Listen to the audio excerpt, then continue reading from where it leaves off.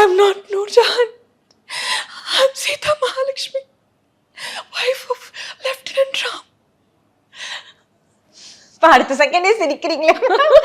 My God. So இது எத்தனை take ma'am போச்சு இந்த படத்துல? இதெல்லாம் ரொம்ப சுருக்க முடிஞ்சிருச்சு. இந்த படத்தை பொறுத்த வரைக்கும் டேக்ஸ் எல்லாம் நிறைய போகவே இல்லை.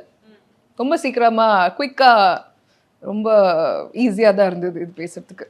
குவீன்ல நீங்க பண்ணிருப்பீங்க. ஸோ குவீன்ல வந்து பாத்தீங்கன்னா ரம்யா கிருஷ்ணன் மேம்க்கு பெரும்பாலான படங்கள் வந்து அவங்க மட்டும் தான் டப் பண்ணிருக்காங்க, வேற ஆர்டிஸ்ட் பண்ணவே மாட்டாங்க. ஸோ எங்களுக்கு ரொம்ப ஷாக்கிங் இருந்துச்சு, டப் பண்ணிருக்காங்களா அப்படி தெரியவே இல்லையா அந்த மாதிரி இருந்துச்சு. ஸோ அதை பத்தி சொல்லுங்க, என்ன போர்ஷன் நீங்க அதில் டப் பண்ணீங்க?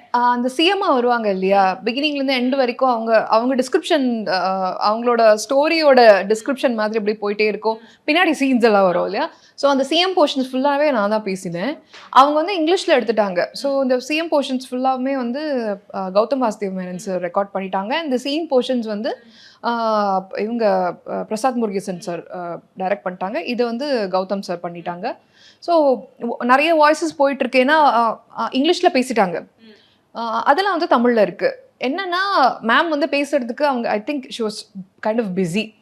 அவங்களுக்கு வந்து டைம் இல்லை, ஸோ வர முடியல. அப்படிங்கிறதுனால என்ன பண்ணலாம், இல்லை அவங்களே வர சொல்லி பேசுகிறோமா, என்ன பண்ணுறோம் எது பண்ணுறோன்னு ஒரு கன்ஃபியூஷன் போயிட்டே இருந்தப்போ, சரி நம்ம ட்ரை பண்ணி பார்ப்போம், வாய்ஸ் ஆர்டிஸ்ட் வச்சு பேச வச்சு பார்ப்போம்னா, ஆல்ரெடி அவங்களுக்கு பேசியிருப்பாங்கல்ல, யாராவது பேசியிருப்பாங்கன்னா அவங்களெல்லாம் கூப்பிட்டு வச்சு பேச வச்சு பார்த்து, அப்புறம் நானும் என்னையும் கூப்பிட்டுருந்தாங்க. நான் வந்து சரி நம்ம சொல்கிறாங்களேன்ட்டு தான் நான் போனேன்.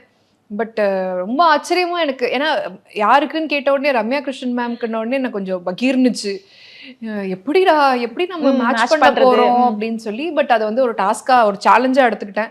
ஹோம்ஒர்க் பண்ணேன், படம்லாம் பார்த்தேன். ஸோ ஓகே நம்ம பெஸ்ட்டு நம்ம கொடுப்போம், அதுக்கப்புறம் பார்த்துக்கலாம் அப்படின்னு போய் பேசினேன். அண்ட் பிகினிங் ஒரு 17 எபிசோடு, அதில் நான் எனக்குமே தெரிஞ்சிச்சு, ஒரு எபிசோடுக்கு அடுத்த எபிசோடு வந்து இன்னும் நல்ல மேட்ச் ஆச்சு. ஃபர்ஸ்ட் எபிசோட் நல்லா இருக்குன்னா செகண்ட் எபிசோட் ரொம்ப நல்லா இருக்குது, தேர்ட் எபிசோட் வெரி குட்.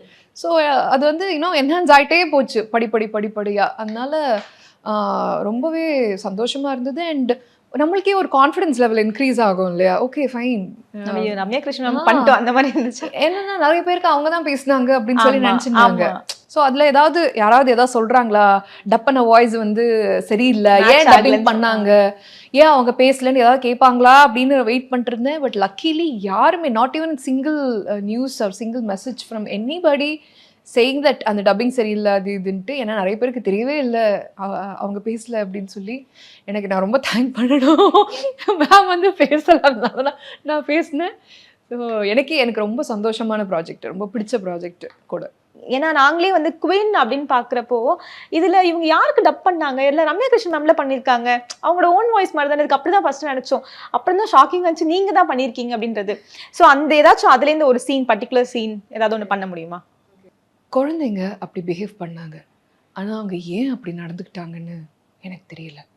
அவங்க நடந்துக்கிட்டது தப்புன்னு நான் சொல்ல வரல, ஆனால் அந்த வயசில் அவங்க அப்படி நடந்துக்கிட்டது தான் என்னை ரொம்பவே பாதிச்சது.